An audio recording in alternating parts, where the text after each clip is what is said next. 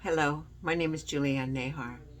I am the mother of wounded warrior, murdered soldier, Sergeant Dennis Keoki Cabanting Sr.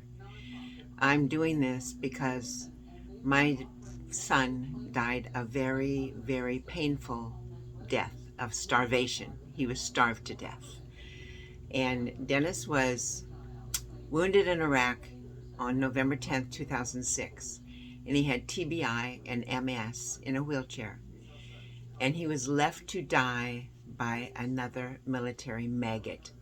Military maggots are women that basically, or could be men, who get into these guys' lives and take away their dignity, take away everything, use the Stockholm Syndrome to control them.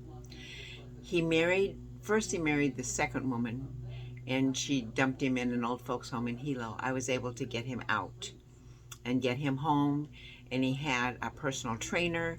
He lost 100 pounds. He was doing good, but he was lonely. Met another woman online, went to Tennessee with her, and I get a phone call in 2016 from Dennis saying, "Mom, please save me. I think she's going to kill me." I notified the police in Morristown, Tennessee, notified the police in Sneedville, Tennessee. I got a hold of the adult abuse services in Tennessee, and everybody assured me they would look into this and take care of it. They never did. My son, I got a phone call on November 11th, 2021, that my son was dead. I got a copy of the autopsy saying that he died from complications from MS, which is kind of like a cover-up because my son was covered with fresh and dried shit. He had sores on his body. He was stinky. He hadn't been taken care of.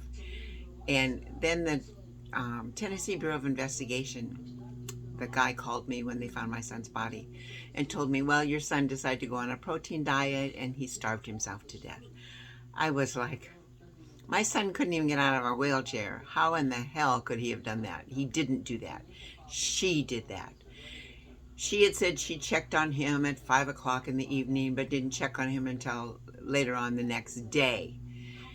I was told by the FBI that the place was terrible, that even a dog shouldn't live in a place like that. I wanted to know why wasn't an ambulance called when I talked to the people that did the autopsy. She said she couldn't answer that. I have dates, times, names of various people in power. I tried to get them to help to save my son's life. They wouldn't. I kept hearing, well, he's an adult. He can make his own decisions. They don't understand traumatic brain injury. There is no such thing as making a good decision with a brain injury. He was ignored. And they ignored me trying to help my son. And they allowed him to die this terrible death. Now, I want you to see this is Sergeant Dennis Keoki Cabanting Sr. He was a good-looking, loved the military, was proud to serve, was wounded in Iraq, and had traumatic brain injury, then got MS. He also had a thing that is called PBA, pseudo-bulbar effect, which you laugh and cry and you don't know why. Dennis tried to make his life better in the wheelchair, but he was not given the chance that he deserved. This woman took everything from him. And I don't care about the money, but if they had called me about his life, I could have done more. I could have saved him. This is Dennis Keoki Cabanting, murdered on November 5th, 2021. Now I want to share with you, this is another young man. This was Staff Sergeant Casey Cheney. Casey was hit in the head with a baseball bat many years ago. They assume it was by the then wife, the spouse at that time. Nobody called an ambulance until the next day. They left him with a severe brain injury. Casey's life was not the same. With the brain injury, he had many, many issues, many problems. He was living in Washington in a trailer moved in with these people that took all his stuff, took his Jeep and left it, just left him to die, basically. He was discovered on the floor, the kitchen floor, by someone at that time and was taken to the hospital. Thank God his sister got involved and tried to save Casey's life. She got him into a home for veterans, but unfortunately, Casey passed away in 2021. He had severe brain damage. This is what I'm talking about. Then, this young man is Kevin Luna, Sergeant Kevin Luna. Kevin, stationed in Iraq, was shot and killed in Iraq, not by an insurgent, not by a bad guy. No, he was shot and killed by a fellow soldier. Now, there was no investigation really going on. The mother, who I have come to know, was kind of threatened about pursuing this, about, the young man that killed her son. They said not to. She didn't know what to do. But there's a lot of strange things that were going on with the death of Kevin. And when I started looking into some of this stuff, and this is my opinion only, he had a military maggot in his life also. And the military maggot apparently was having a little tete-a-tete with a fellow soldier. I wonder who that was. Now Kevin is dead, and no investigation was ever done to find out what really happened to Kevin Luna in Iraq. Now this is Sergeant Chad Snowden. Chad was wounded in Fallujah, shot in the head in Fallujah. He was left on the battlefield because it was still going on. When they got to him, they discovered he was still alive. He was sent to Germany. He had 5.5 hour surgery. He's missing a portion of his skull because of this. Kevin was then brought home, went to Walter Reed Hospital, where he met and got involved with a candy striper who then married him, and then she had him thrown in jail, but she took his vehicle, got confiscated a lot of his things that he had, and had him thrown in jail. If it hadn't been, his mother found out, and his mother got him out of that situation and got him home. But it's been over 8 years that she's been taking care of Kevin and trying to get people to help. And some people, they make promises that they'll do this and they'll come and help Chad, but they don't. Chad needs to be able to be a part of society again. And it's really hard for people to understand. We're mothers. We can do so much. But these young men and women deserve a life. They deserve to be important to somebody else and to other people. They don't deserve what happened to them. I was so upset that nobody would do anything to save my son. I was told by the police in Hawaii that I'm just the mother, and he married this woman. And then they put a thing out saying that I would be arrested because she was going to bring charges against me. And they even had people working at the VA in Hilo that were very dishonest and tried to cover it up and tried to cover up what was happening to my son. Thank God for June and Shannon Hart. They found Dennis because I didn't know what had happened. And I flew home. It took me 6.5 weeks to get my son out of that home. My son had been dumped in an old folks home by his second wife and my whatever ex-husband. They rode in the front cab of the truck, and they dumped my wounded warrior son in the back of a truck. And I know this because a nurse called me and told me she was so angry and upset that they went to go get Dennis out of the truck. He was really upset, hurt. He felt like he was being dumped, which he was. And I told her, just like I told the third one, if this is too much, just let me take care of it. He's my son. I'll make sure he's taken care of. Nope. They wanted the money. It comes down to the money. When I went to a group thing, and there was women there, and all I heard were these wives complaining about they can't go anywhere, they can't do anything because they have to take care of their husbands. And I, being a mother, I said, well, I understand, and I do understand it. It is hard work. But if you feel like that, then why don't you call a mother, a father, or a family member and and tell them, we are mothers forever. We don't give up. And the woman looked at me and said, I need the money. Ah, point well taken. That's exactly what it is. That's exactly what happened to my son too. And they have these people that take advantage of him. I'm doing this because I don't want this to happen to another military personnel. Please, you can get a hold of me or talk to me. My email address is soldiersmother2@gmail.com, or cell phone 602-320-1016. Share your story with me, because we have two websites that are going up. One is Justice for Dennis, my son, but the other one is called the Mod Squad, Mothers on Duty.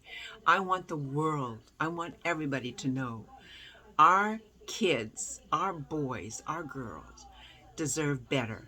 If it hadn't been for Wounded Warrior Project, my son would not have been able to have 3 more years that he did have. Wounded Warrior Project took him because he was a surfer when he was in high school. They took him surfing. He went to California. He went back to Hawaii. He went skydiving. Wounded Warrior Project was awesome to my son, as was his mentor, Angela Peacock.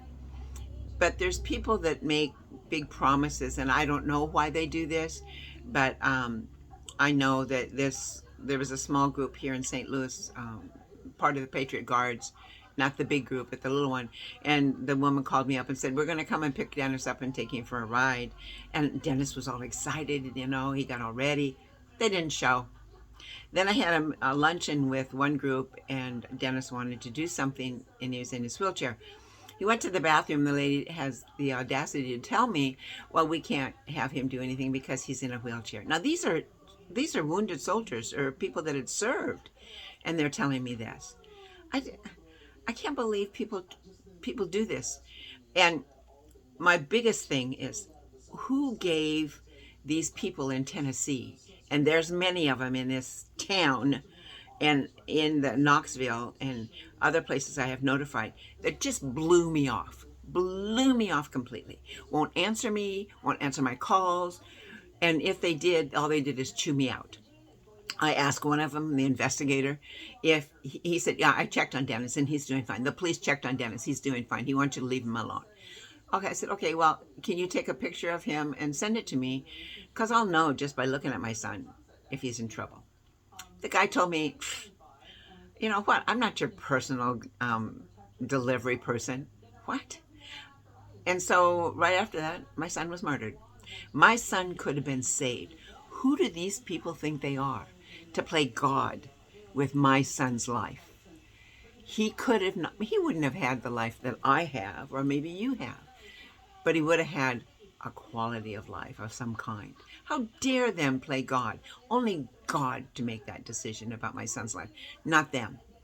And I completely do battle with them to this day about what they did and what they didn't do to save my son. When he called me in 2016 and he said, Mom, please save me, I think she's going to kill me, I notified Morristown Police Department, I notified Sneedville Police Department, I notified Adult Services, I notified the Chief of Police, I notified Tennessee Bureau of Investigation first at the beginning, not knowing who would be able to answer or contact me. After my son was dead, I went back after the Adult Services, and they said, oh no, the police said they had taken care of it. I said, what? You were to go and check my son, not the police. You were to go. And so I called him after Dennis was dead, and I said, you didn't save Dennis. You didn't go check on him. Oh, no, we don't do that. Oh, yes, you do. And I said, I can't believe it. I said, look up in your website. It says right there in the website that you're supposed to do this. And it also says, even the death of someone that you suspicious, you're supposed to check into it. And you didn't. I'm not letting this go. I've written letters to them. I've contacted President Trump. I've contacted Vice President J.D. Vance. I've contacted Kash Patel. I've contacted the Army, um, DOD, DOJ, Tennessee Bureau of Investigation, um, lawyers. I'm not giving up. But I'm telling you, this is not unusual. What happened to Chad is he's still alive. And thank God, but he's fighting every day just to have a good life. And his mother is trying hard to make this happen. Then you have Staff Sergeant Casey Cheney in the Air Force, gets out and he is beaten over the head with a baseball bat. Now, a doctor said it was a baseball bat. We're not just guessing. And then an ambulance wasn't even called until the next day. And then many years he dealt with this brain injury, and nobody cared enough, except for his sister, to try to help him. It was bullshit. And then Kevin, Kevin in Iraq, fight for his country, and he's in there and he gets shot and killed by another soldier under suspicious circumstances, which I looked into, and this is my opinion, it had something to do with Kevin's wife at that time and the soldier that killed him. Make your own conclusions. It's called Military Maggot. And then you have the young man in Florida. His mother tried to help him, and he had PTSD and traumatic brain injury. He killed his mother. And now he doesn't know what happened or why. He needed help. He definitely needed help. But there's no one really there to help him or his mother. And it is very suspicious. Now, I know we're not the only ones. I know there's other people out there that this is happening to. How about the ones you don't know about? How about the ones that basically caregivers are supposed to take care of them? They take their money and they don't do anything to make their lives better. My son was extremely overweight when he got here to St. Louis, and we got him a awesome trainer, and he lost 100 pounds. And then he would go 3 days a week, and he was doing so good. But with traumatic brain injury, you have no idea what's going on. 1 minute, my son could be very happy. The next minute, because of the PBA, pseudo bulbar effect, he would cry or he would laugh and he didn't know why. He'd get angry with people that he didn't know. He would see something and become violent. It was very scary. It was very scary for me. Daily he'd tell me he wished I was dead. He hated me. That was not my son. My son was not like that. This is very, very hard to deal with. So I'm telling you, this is long, but I'm telling you right now, please send me an email. Please send a message. We need to get this out. I have a website, Justice for Dennis, because I'm going to get justice for my son, and another one called the Mod Squad, Mothers on Duty, that we want to get this up and running so people can see you can't abuse our sons or daughters and get away with it. And I've written to many, many people, and I have 5 volume books, big books of things that I've written. I have dates and times, people I talked to, what they said to me. I have it all, and I want to see justice for my son, but I also want to make sure this can't happen again. So after you see this, you make your own decision, but I'm not going away, and I'm not going to shut up. Goodbye.